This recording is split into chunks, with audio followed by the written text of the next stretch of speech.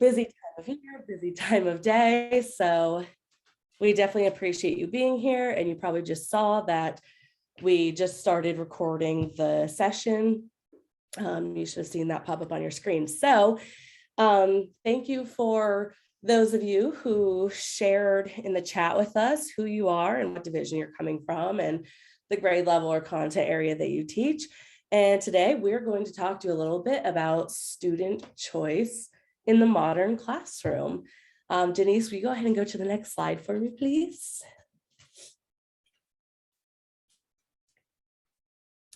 Thank you. So it's going back and forth a little bit. That's okay. This session today is hosted by WHRO Public Media. We are located in Norfolk, but we are owned by 21 ownership school divisions in Virginia. And we provide all sorts of educational resources to those of you all across Virginia, including our eMediaVA site, which is a free public content library. Go ahead to the next slide, please. So I will not be one of your presenters today. I'm just kind of introducing everyone for you, but we have three really wonderful presenters. All three of these educators are also eMediaVA ambassadors. So they are experts in the classroom and also experts at eMediaVA, and they're really great people to ask questions to, either today during the session or anytime afterwards as well. So we're going to hear from Denyse Phelps, who's a high school librarian in Frederick County, Dale Harter, a high school librarian in Chesterfield County, and Tammy Byram, a middle school librarian in Spotsylvania County. And just a little housekeeping about today, feel free to ask questions throughout the session. You can ask them in the chat. We'll try to answer those questions as we go along. If we don't answer them right there in the moment, we'll definitely hang around for a few minutes in the end, and we'll answer all of your questions then. We will, at the end of this session, the very last slide is going to have a link and a QR code for a survey. It's a very brief survey, but we ask that you do take it so you can let us know how we did and what types of topics you would like to see from us in the future.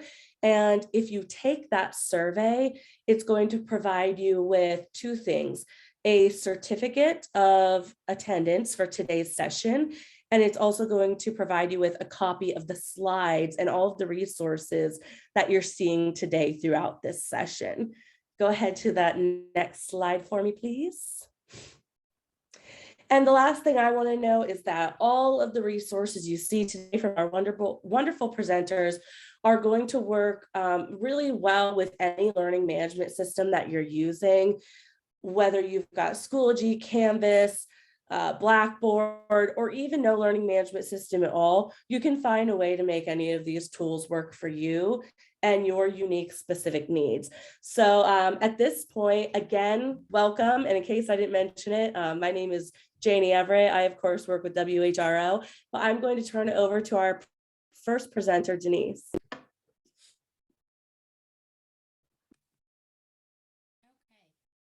Hi there, everybody. I am Denyse Phelps with Frederick County Public Schools, and I'm a high school librarian. And so I want to just talk about student voice and student choice in collaboration between the classroom and the library. And so here are just a few of the ideas that I have when it comes to student voice and choice. But tonight I have time to basically highlight two of those. And so I chose choice boards and choose your own adventure and curation with Wakelet. Those are both great tools to give your students some choice and voice in the classroom.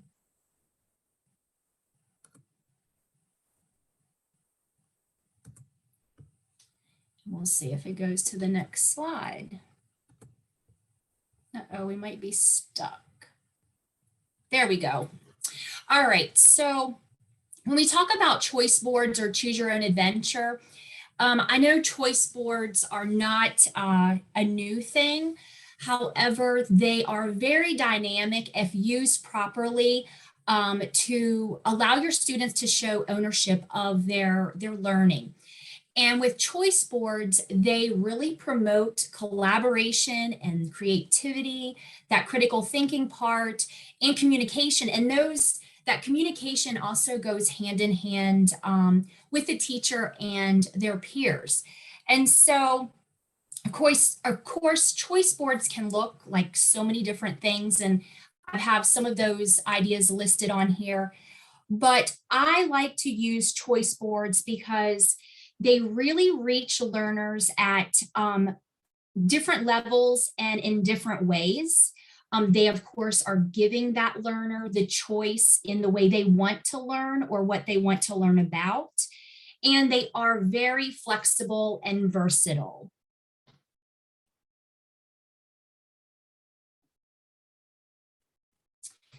So some of the ways that I use choice boards, so since I'm a school librarian, a lot of times I do choice boards, of course, in the library when I'm doing lessons with students, but I also collaborate with the teachers and show them how to incorporate choice boards into some of their lessons. So some of the ways that we have incorporated those or I've used in my library, novel studies. I use stations a lot of times, and you can use stations with all of the subjects. I also use choice boards for special events. And so, of course, with March Madness, I just did a very generic choice board for students in the form of a bingo. And so I just printed off a bingo card and added in some different things that they could do while they were in the library. And then they turn these in, and I put their names in for drawings at the end of the month. So that's another idea to kind of kick off a special event. Also, you can do things for research. Databases. I use choice boards a lot of times when working with students to learn about the library databases. It kind of takes it from something that the students may find boring and add different ways in there that they can explore on their own. Also, it's great for career exploration, even college as well. And then freshman orientation, I do choice boards as well. Now, I just came across this, I'm not new to Casey Bell. She also does what's called Shake Up Learning Series, but I did just get this book and I happened to be looking through it. And there's a lot of resources in here about choice boards. So I would definitely recommend taking a look at that if it's something that you're interested in. Another way to is into Wakelet. And of course, this will dive in deeper with student choice.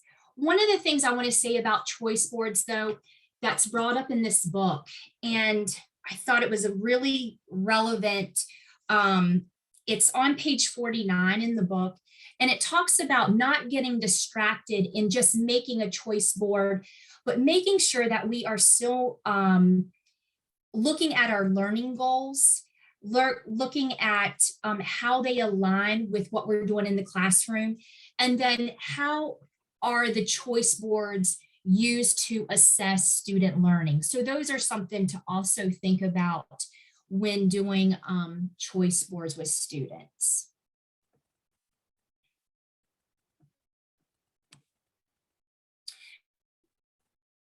All right, well, sorry about that. All right, so Wakelet is a curation platform, basically. If you haven't used Wakelet, it is something that I use for school resources and also personally. It's free, and they put on some great trainings, great webinars. This allows students to kind of curate their collections.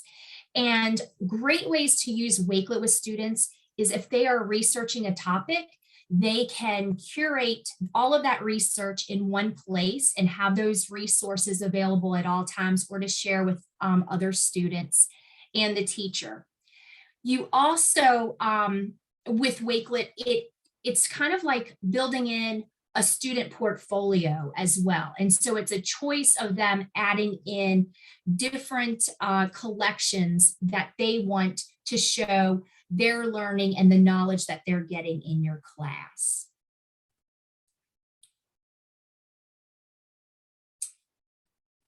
It always just wants to go one slide ahead. All right. So we'll just skip over and I'll show you. So what I wanted to talk about Wakelet is the platform also not only is in one area, but it also allows you to add images and articles and websites, text. So there are so many different ways to use Wakelet.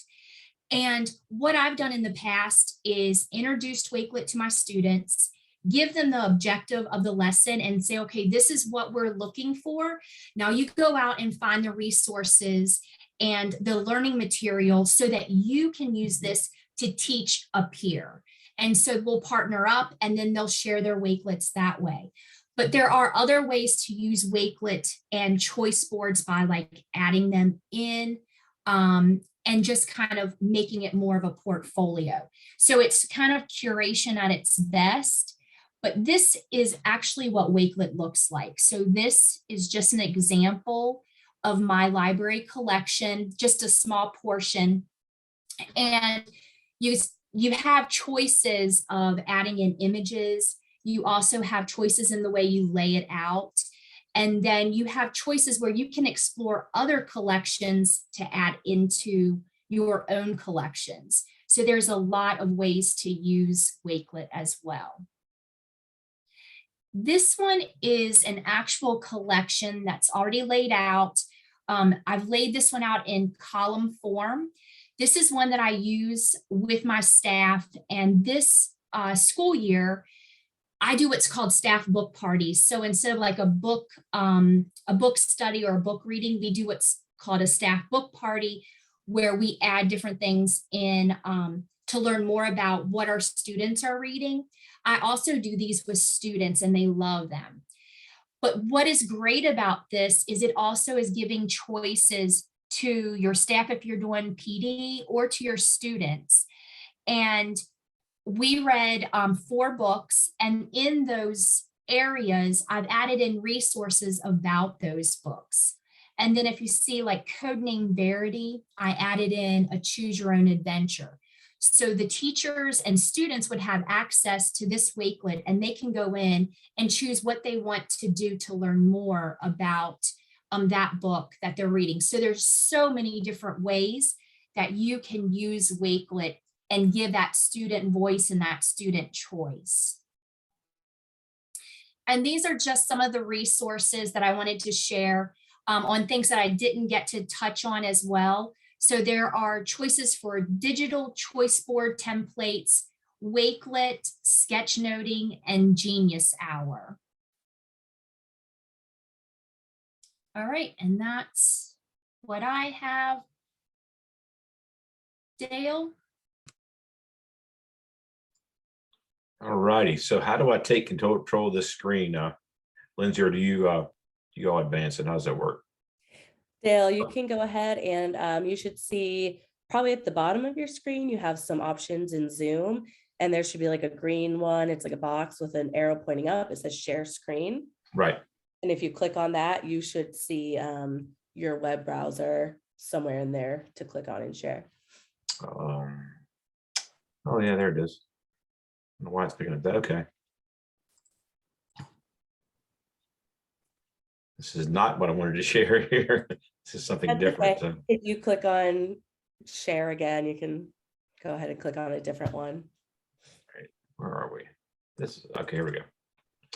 All right, cool. And I just had well, I wanted to share you. I actually wanted to work from your screen. I wanted to I wanted to look at the screen we're doing while we're talking. Does that make sense?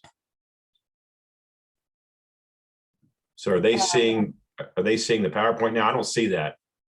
No, go ahead to your tab that has the Google slide. Okay. There you go. All right. Sorry about that. No problem. Now we'll be able to see it. Yep, there it is. All right, awesome, good deal. So sorry about that technical difficulty, ladies and gentlemen. There we go.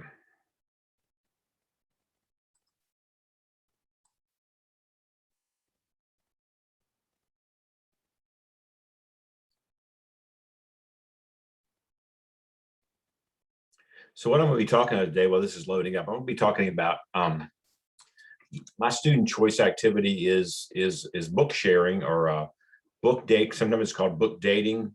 Sometimes it's called book tasting.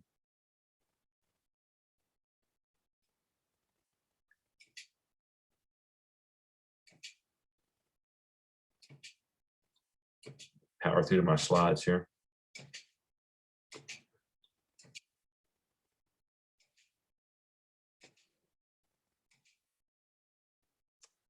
All right, so here we go. So some of you all may know about it. Many of y'all may know about this. The one thing I would like to say is this is available. I saw we had high school, even though I'm a high school librarian, I saw we have high school, middle school, and elementary, and some special ed.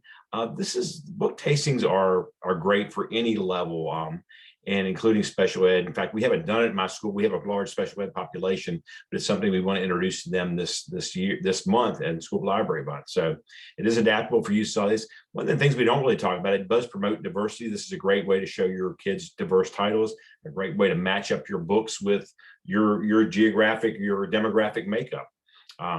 It can be used with both fiction and nonfiction books. I notice we have a lot of social studies teachers in here. So this is great for nonfiction. I'm going to show you an example from one of our middle schools in Chesterfield County that they use this for their, they use it in a book tasting format. One of the great things about it, students can get out of their seats and move. And I think that's important for any grade level. We have a lot of the high school classes that come in, called C level, and they need to move around. They can't have a hard time sitting still. And this helps them do that. It aligns with Virginia SOLs. This is just some of them for reading and analyzing, interpreting, and fiction and nonfiction. This is just some of the ones I'm sharing from our teachers. So you see elementary, middle school, and high school. So maybe you all remember Joey Tribbiani from Friends. I don't know. He used to always say, "How you doing?" So that's book speed dating. It's kind of based on the old concept of where you would go to a restaurant or a bar and you would sit down and meet somebody and then go to another table, except for you're finding books in this way as opposed to people. It allows you to experience a lot of books and genre in a limited time. And it gives you interview skills that you can use to select books in the future. So you're interviewing the book, you're checking out that book to see if you want it, if you like it or not. And usually book speed dating is fiction based, but once again, you can use it as a nonfiction based too. So, and it helps prevent a book from judging a book by its cover, but that works too, and missing out on a good read. My colleague loves the first time we did book dating, now she always talks about it when she's doing a book talk, when she's recommended a book to a kid. She's like, and she's from Venezuela, so she'll say, date this book, but if you don't like it, toss it aside, go find somebody else. Life's too short, So she kind of has some fun with it too. So it's kind of nice to be able to do that.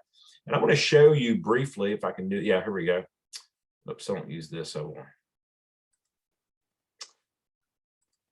This is our presentation we used, and I have to say this is, I have to give a shout out to Meadowbrook High School. I first learned to do this at Meadowbrook, and see if this will pop up. This is a real example of speed dating. I'll just go through these real quick. Speed dating with books. What is speed dating? Mentioned that. We show them what speed dating should look like. It's kind of an outdated thing, I guess, now. I don't know if they still do it or not. Then we give them the process. We show them all this. It takes 3 to 5 minutes. You're going to ask these questions. We have a timer that goes off so they can rotate. Love this graphic. I don't know who found this graphic, but it shows you find a book that you might want to spend time with. So if you use nothing from this presentation, grab this graphic. I think it's pretty cool. I've never seen anything like it. So shows you having a love for a book. We give them the purpose. And we ask them, how do you feel about reading? Do you like skinny books? Do you read sci-fi? Have you met your match? We give them some general questions. And then we introduce them to the different genres we have. Then we look at different covers. This is kind of where we interact with the students too. We'll say, which cover do you like? We'll do some polls. Do you like this cover? Do you like that cover? Would you read it because of the cover? We do that in a couple of situations. These are just 2 different examples. We do that. And we do use a PowerPoint, and then we'll show them, look at the cover, look at the back, read the summary, go to the inside cover, skim a little bit in the middle, just read a little bit. Courtesy to give each book a chance. Even if you fall in love with the second book, it's good to have a backup. We tell them to leave them gently, put them down gently, and go to the next one. So here's some other titles. Take a look. We tell them maybe give them a handout, which I've also shared with you. We give them things to explore, questions, your thoughts on the cover, read the back cover. We give them 2 minutes and 30 seconds. And then we tell them to go. And that's essentially, then we say, is it a match? We give them some questions here on your handout. We have them a handout. You can write your comments, rate your book. So thank you, attend as I must read it. And then you go on from there. So I will go back to.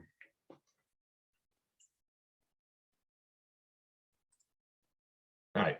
So that's kind of the example. And it's linked here in this, and it's also linked in our resources at the back too. So that's our way we do the fiction example.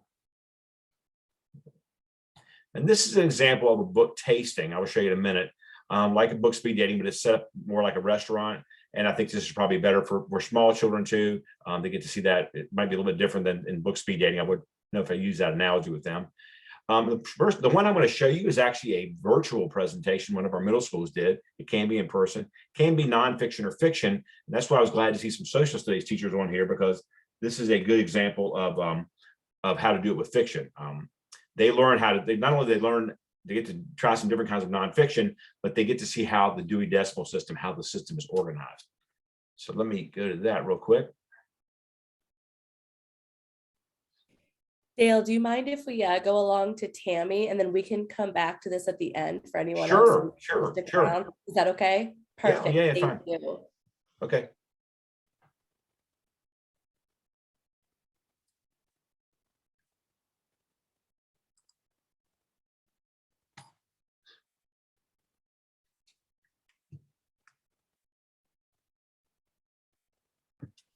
Hi, I'm Tammy Byram. I'm the librarian at Chancellor Middle School in Spotsylvania County.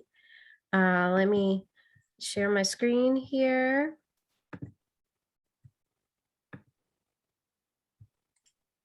And let's see.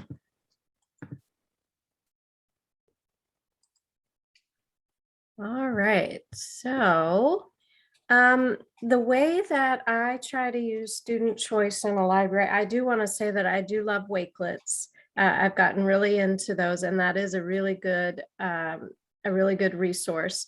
And Dale, my students have also really enjoyed the book dating or book tasting. Some of the things that I do is I really try to encourage my students. I definitely want them to have a choice and a voice. So I like to ask them a lot of questions, but I like them to ask questions as well. So I think that, so sorry. We have, oh my gosh. I think we have a lot of ways that we can use this in the library. I think in some ways in the library, we have more ways to use this than maybe in a classroom.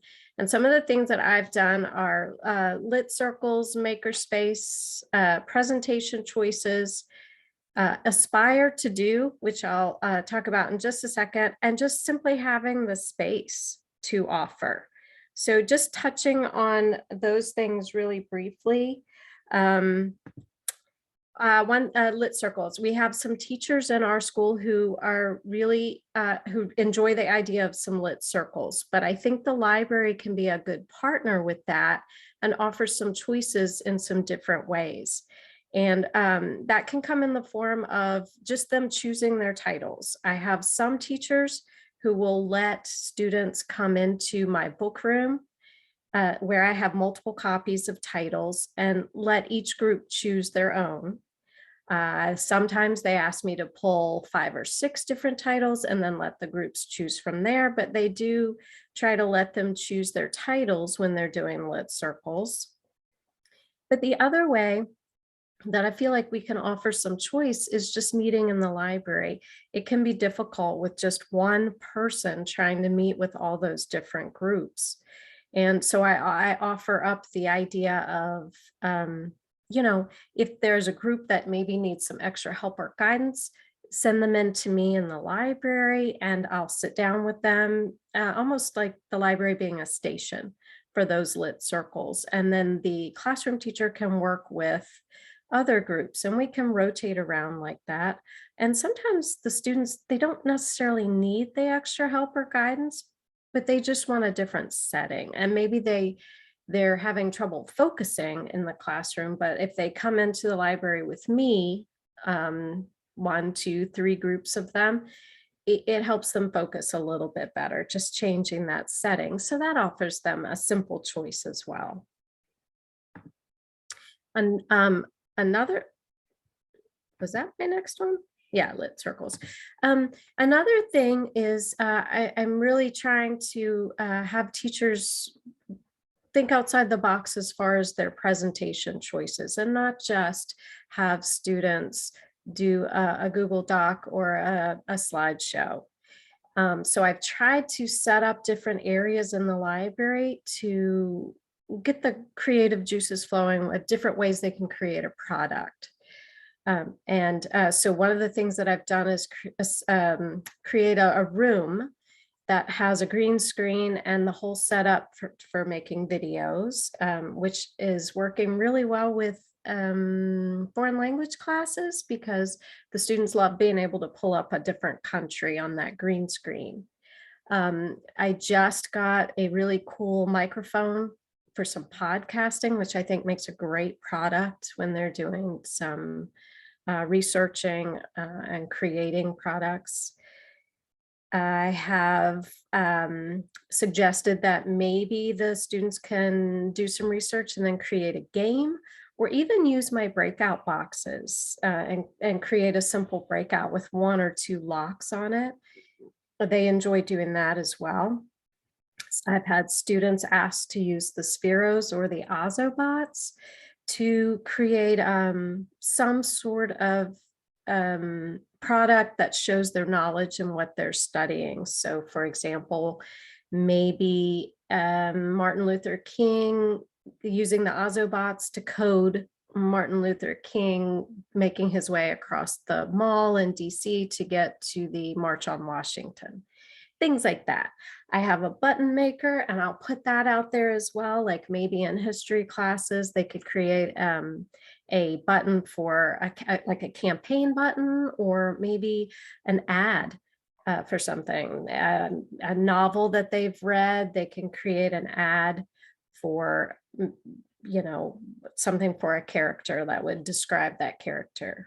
And then of course we have 3D printers in there, which is also sometimes a really good option for some products to create. Which I guess brings me to the makerspace stations. And I try to create makerspace areas for the students, not just for products, but also just to come in and do. So they could do different things that are related to a project they're working on. They could do something with a novel that they're reading. They could do some book reviews. And then I have some really low-tech makerspace ideas for them to come in. They love the calligraphy or handwriting. They like chess and knitting.